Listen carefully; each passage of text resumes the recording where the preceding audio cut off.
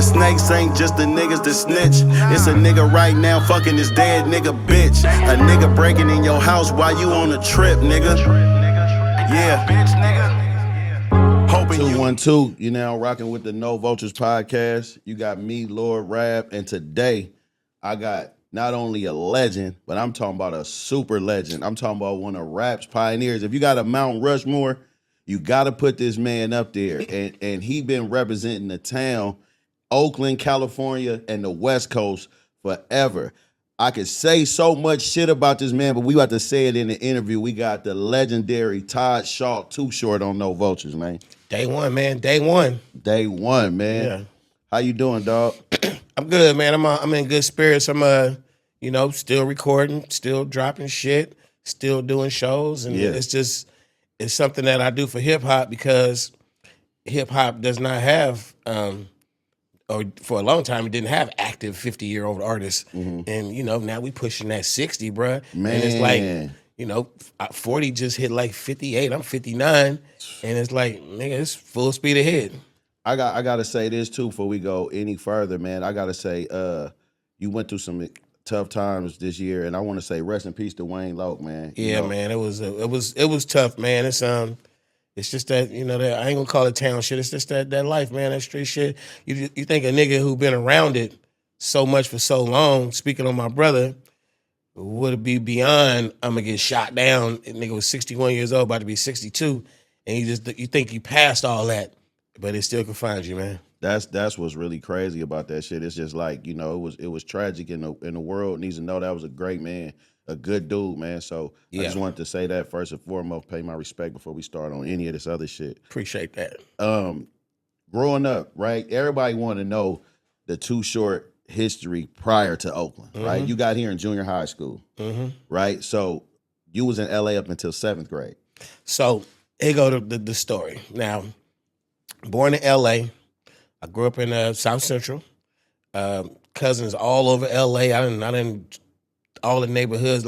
Some of my cousins grew up to be little gangbangers, which was very influential in as far as the Too Short career, because I had cousins in the streets making sure I was popping in L.A. when I was coming up in Oakland. But I after 6th grade, my mother got a job in Atlanta. She transferred. She always worked for the IRS. So she transferred from LA to Atlanta. This is like 1977, somewhere in there, 77, 78. And that summer, we always spent summers in New Orleans. Okay. So all while I was little, we get flown out to New Orleans, dropped off for the summer, they come back and get you a couple months later. I'm one of them kids. All of us got our down south cousins. Couple times they dropped me off where my daddy from in Jackson, Mississippi. Okay. But we always used to go to New Orleans for the summer. And that was very influential on the music person that I am, because they always had that jazz, that second line. It was always a little bit different. And the shit was jamming. So that year, after 6th grade, we spent the summer in New Orleans. But then my mother is going to Atlanta to set up shop for her new job and find a place to live. And she didn't quite have the apartment. She bought a condo. She didn't have the condo ready when school started. So I did about 2 months of school out there in New Orleans. And I got people in New Orleans right now who will tell you, he from here. Because they remember so many times as a little kid seeing me. They don't know if it was summer or if it was whatever. They just like, he from here. I promise you he from here. He grew up out here. But I really used to just be visiting a lot. So mom's finally got ready. We come to Atlanta. I'm in 7th grade. We moved to College Park. There's a lot of niggas in Atlanta, hip hop, niggas from that area. Some of them know, some of them don't know. Like, nigga, I was here, on the soil. Yeah. For real. I went to the same schools you niggas went to. So I did shout out to 2 Chainz from College Park. Yeah, exactly. I did 7th grade out there, the rest of 7th grade. And then I started 8th grade out there. And right at the end of the school year, this is 1978. And this is right when that fucking child murder stuff was starting. In Atlanta. That shit was weird. So there, at the time, this ain't no, nobody knows. It's still kind of getting started and everybody panicking and shit. But bottom line is, little black boys my age was popping up, floating in rivers and dead in the woods and shit, and it was like somebody's killing little black boys. That number went up to 20 something. So my mama got the hell up out of there, Man. and it was probably like not even 5 or 10. And she like, we're going back to Cali. So instead of going back to LA, she transferred her job, same job, IRS, to San Francisco. So we when we got here, we were staying at some little spot on Lombard Street. Okay. And somehow she used somebody's address she knew out there and got us into Hunters Point schools. So I'm going to Luther Burbank, and my brother's going to Woodrow Wilson. I'm at the junior high, he at the high school. And I just remember them 2 months, I always said that them was the worst 2 months of school in my life. I showed up, I'm probably like 12, 13. I showed up at a school that it's the end of the school year. It's only 2 months left. And these niggas is in an all-out war. Fist fight every day at lunch, every day after school, Mexicans against the blacks. Couple of little fist fights go down, they just fighting. It'll be a 1-on-1, 2-on-2, 5-on-5, but it's always right there. Soon as school spill out, they start scrapping. Yeah. Middle school. Yeah. So I met this dude. I only knew him them 2 months. I never knew him no more in life. I don't even know if he know that same dude, me, is Too Short later on. Yeah. I don't know where life brought him. His name was Mike. And he was like, he saw I was the new kid, right? He was like, it's crazy. He was like, man, I'm half Mexican, half black. He's like, I don't know which side to be with. So he said, this is what I do, because all the kids would be fighting at the bus stop. Or at lunchtime, they be fighting on the yard. He like, so at lunchtime, I go over here and get away from everybody. Then he say, after school, I walk this way, I go around, and I go to the bus stop, this other bus stop. Right. I ain't going to that bus stop where they fight every day. So he taught me how to just get in and out of school and miss the drama. And I ain't gonna say I was scared, but I was like, this ain't my shit. You just moved here. Shit ain't for me. I'm not finna, get in it with these Mexicans or fight with these niggas, I don't know, whatever. So I get through the school year, and I'm like, I'm kind of mad at my mother because I was really feeling my ATL lifestyle, because I was really getting into the music and shit. I was marching in the band. It was the shit. And I was like, you know what? I just want to go stay with my father. I'm gonna go back to LA. I ain't with this out here shit. I'm just going back to LA. So I went to 9th grade in LA, live with my father. He put me in a super mega private school called Daniel Murphy. And I don't think that school's still around, but it was like high curriculum, LA status, like one of the best private schools in the city. And I'm like, my daddy was like, you can't wear tennis shoes. You got to wear these fucking black shoes to school and tuck your shirt in and shit. And I'm just like, my brother and my mother, when she finally found a place that she wanted, it was in Oakland. Okay. And she moves off of High Street. My brother goes to Fremont High. Now I'm going to I started 9th grade. He in 11th grade. And he like, man, I go to Fremont High, man. We doing this, we doing that. This nigga's literally like, nigga, we come and go as we please. He like, nigga, we smoking weed every day. He like over exaggerating. Now I am coming up every other weekend, every 2-3 weekends. I'm coming up, and my big brother, he gonna rub it in like, nigga, everything I do is better than you, everything. And I'm over here strict, nigga. Yeah, I'm strict. I'm like, I'm at this outside of Pops being strict, because he was trying to like put me on the path of, you gonna be a doctor or a lawyer or something. I'm gonna show you just how to do it. Mm-hmm. Pops got me out on the golf course, showing me his rich friends and shit, and trying to motivate me to be positive in life. And just keep a nigga away from probably like, your parents, they know what it is out there. Yeah. So I'm just like, man, I can't compare what I'm doing to what he doing, because his shit sound fun and my shit is like strict. Mm-hmm. I'm fucking 13 years old living a strict life. And I'm like, I did a lot. When I told my mother I wanted to go live with my father, she was like, no, stay with me. You ain't going there. And I did a lot of scamming and scheming and manipulating to get there. So once I got there and didn't want to be there, both of them, mother and father, was like, you can't just do all this shit and then go back. Right. So I'm kind of stuck on the island. I put myself there. So my brother, he's just rubbing it in, man. I come out to Oakland, stay with moms, had met a bunch of friends on her block and shit, and I was like, damn, I fucked up. I should have stayed there and lived that life. So only way I could get out of it, this private school was it's kind of cool when you get in trouble. The motherfuckers make you hold dictionaries and shit. Yeah, that's the or real shit. They take you over to the gym and they make you run fucking lines. Yeah.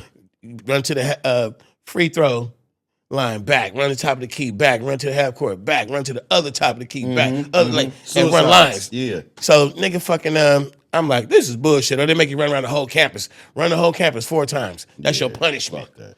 So I started I saw a couple of niggas get kicked out of school. And I was like, okay, they doing a little extreme. I'm gonna take it back a little bit. I'm not gonna get expelled, but I'm gonna fuck up. Yeah. And I fucked up so much, I just kept fucking with them on purpose till finally it got to the end of the year and they was like, we don't want him to come back. And I was like, mission accomplished, right? Yeah. So Pops was hot. I remember that. I still remember that day beating on the table, yelling, screaming, everything except whooping my ass. Yeah. And he fucking was like, you know what? You probably should just go stay back with your mother. Yeah. I was like, plan worked. So that was smooth. That's where it all starts, man. I get back. I get that summer before 10th grade in Oakland.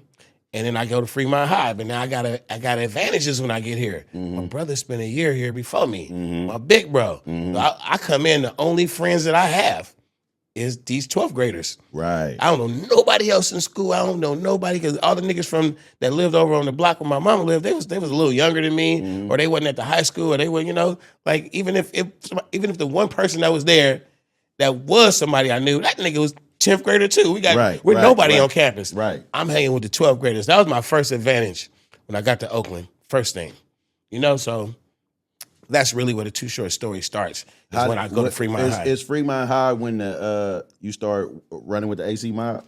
All that 10th grade year, all this shit happened. I did not meet the AC mob at Fremont High. I really don't even know how I found them. Somebody somewhere, a lot of cats used to jump on the bus. That was a thing. That was a thing back in the day. Jump on the bus, and the bus from East Oakland and take you to Berkeley. I want to ask you this real quick before you talk about that bus, because I always find this shit ironic. Like, the back of the bus was the cool shit. Yeah. But when you think about like Rosa Parks and all that shit like that, we wanted to be in the back though. Yeah, the back was that was anywhere past that back door. That was like, if you're not of the element, don't go past that back door. Don't go back there. Stay in the front. If you're like a young dude or something, and you stay in the front, we're kind of like won't even acknowledge you. Right. We see you ain't trying to be that, but you come sit past that back door. Yeah, your ass better be ready. Yeah, just you there's nothing gonna save you. So the bus was like, it was like an adventure. So I feel like the way I found my way there is somebody said, hey, let's go to it was always, let's go to UC Berkeley.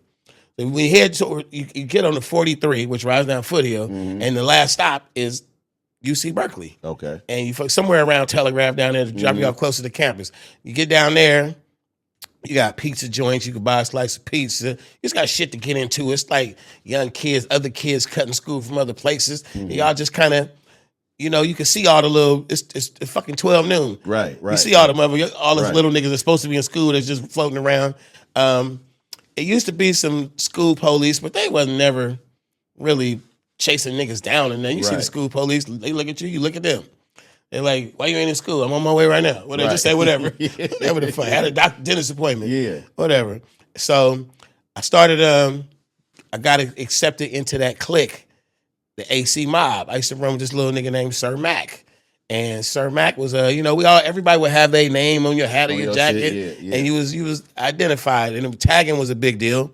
Not graffiti, just tagging. Tag your name. Put your name somewhere. I put my name all over the city of Oakland. My policy was, if I'm standing somewhere and I don't see my name, then put it up there. Yeah. Everybody's gonna see my motherfucking name. Yeah. School books, my desk, any fucking where. I'm just tagging that name Too Short. So that was my thing, man. I was a little nigga. We used to go to the movie theaters. You go down to the Lux. They show you 3 karate movies, man, for $1, man. And a nigga go in there and we used to fucking whoever ran that theater was out of pocket. We in there, a bunch of little ass niggas smoking weed, watching karate flicks at 11 a.m., 2 p.m. Nobody in school. That's crazy. It's West Oakland niggas, East Oakland niggas. We just in there. Come out when the theater let out, it ain't nothing but kids. That's crazy. And when you were saying when you got to Fremont, right? they started calling you short because you was shorter than Shorty. Yeah, that was. Is that Shorty, like Rainbow Center Shorty? I don't remember. I know he was in 11th grade. I was in 10th. My brother and them was in they was in 12th. I remember what he looked like. He was kind of light skinned. Nigga had the good hair and shit. But I never really became really good friends with him. He just was a nigga that all the niggas knew. Okay. His name was Shorty. Okay. And they had been like, I pulled up with that Todd shit. They was like, nigga, we're not calling you Todd. We don't know bro. Todd Bridges, nigga. We're not calling you that. That's not. Yeah. So it was a joke. Yeah. It was an ongoing joke with them trying to make up a name for me. So it's coming with all these stupid ass names. They were like, make up something. They all laugh like, nah, that ain't it. Yeah. And then when the nigga Shorty walked up there one day, they was like, man, this nigga's just short, man. This nigga's shorter than Shorty. This nigga's just short. Yeah. And they was like, yeah, that's a nigga named Short. Short. And it was a fucking joke. Right. It was so I was all for it. Give me a nickname, man. I want to be one of the niggas. But then when they picked Short, I was like, I don't want that fucking name, Short. Because it was an insult. So the way I got past Short was cutting school one day, went to see fucking Penitentiary the movie. Mm-hmm. And Penitentiary the movie, the star of the movie was Too Sweet. Oh, Too Sweet, yeah. Too Sweet. He in prison, but he's still getting pussy. Right. He fucking fighting and beating everybody's ass. He's just the coolest motherfucker from the beginning to the end. And I was like, I left out of there. Because it was niggas in Oakland that was calling themselves Too Sweet because of the movie. Okay. It was about 2 or 3 niggas that was known as Too Sweet. I think I remember a Too Sweet. Yeah. So I took that shit and I was like, I'm too short. And I went straight to the motherfucking mall, went straight up to Eastmont, and I got a jacket and a hat. On my jacket, like a little derby jacket, I put international player on the sleeves. I put Sir Too Short on the back, and probably had something on the like front. That Playboy bunny or it was something? fully laced on the jacket. Yeah. And then I got the black hat with the wings on the front. I put the wings on the bib, and then put Sir Too Short. And I just popped up on niggas like what? Yeah. And they wasn't fucking with me. They wasn't really like, I was trying to get the approval of my brother and his friends. Right. It still didn't go with them yet, nigga. They wasn't really like feeling me. So I'm doing I start with the little rap thing. Mm-hmm. I sit there and make me one little rap tape, and my rap name was Too Short. So I'm like, I'm doing it. I got a little. That's when I started getting my first momentum. Was I had my radio, I always carried the big radio, and I'd play it on the bus. I'd play it at the bus stop. I play it for anywhere we congregate. Somebody always said, "Hey, play your rap, little homie." I wasn't trying to beat it down motherfuckers' throat. I wasn't a nigga that was just like, every time you see me, it's my song playing. Right.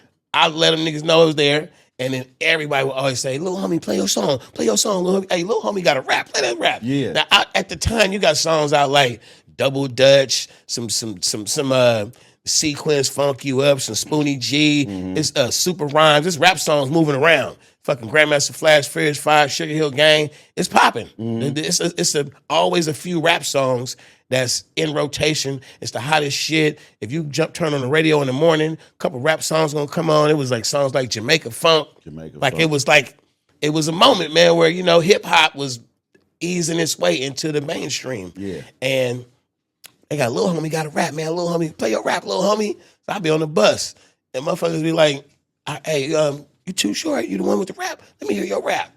And it was like a novelty. They was like, "Man, play me your rap." And then I think I was over my brother and all them. They used to hang in Maxwell Park, and they was all them niggas that went to Morecambe Elementary, whatever school. I can't remember what school's over there. Right off of 55th and MacArthur. They all went to that little elementary. And Sherman, yeah. Thank you. And I went there. Because that's where everybody used to shoot dice at. That was the hangout. After school, all the niggas from the high school will go to Sherman, shoot basketball, shoot dice. So that was them niggas. My brother was running with them. But niggas from Seminary, 55th, that side. And was Lonnie your partner too? Lonnie that lived up there? At the top of that hill? I was fucking with everybody over there. The whole Maxwell Park. That was they all went to Fremont. Yeah, exactly. So what was I at with it? Your brother was hanging with them at Maxwell Park. You was starting your rap shit. I was getting my little momentum. So one day we up at Sherman doing the thing. They shooting dice, we just hanging around, bunch of niggas, and somehow the Too Short song come on. I'm playing it, and the nigga just hit me with the nigga turn that fake ass shit up. I don't want to hear that shit, same ass little song over and over. Nigga, I'm sick of that shit. Right. Crushed me a little bit, but it didn't crush me to where I'm like whimpering or something. And I'm like, I was just to myself, I'm like, you know, nigga, it's kind of right. I'm about to go make a new one. Fuck this nigga, you know? Right. I go get another Sugar Hill Gang instrumental and go in there and write me some shit. And I come back, the second song was way harder than the first one. Yeah. I hit him like, yeah, nigga, you know, bypass them niggas. Like, and now I'm like, so I got a life outside of my brother and them when I start running with the bus niggas. Okay. I'm going down to 14th and Broadway, hanging out. I got me a new little crew I could run with. I got the school crew. I got the 55th crew. Now I got the bus nigga crew. And I'm like finding my own Oakland. Yeah. I used to run up under my brother. And then I just jumped all the way off the porch. I'm like, I'll catch up with you niggas later. I Snakes knew how to ain't fuck just the the block. niggas that snitch. It's a nigga right now fucking his dead nigga bitch. A nigga breaking in your house while you on a trip, nigga. Yeah. Hoping you locked up or get clipped. It's a nigga hate your soul that you don't know exists. Waiting for the glitch so he can hit you with the switch, nigga. Yeah. Lights off, smoke your pack like cough. Before fentanyl, we're trying to wipe in that doff. Trying to get through this bundle, but my nigga nodding off. I swear my nigga lost, nigga. It's what I'm on when I ain't talking to niggas. Hope God pick me up and he just walk with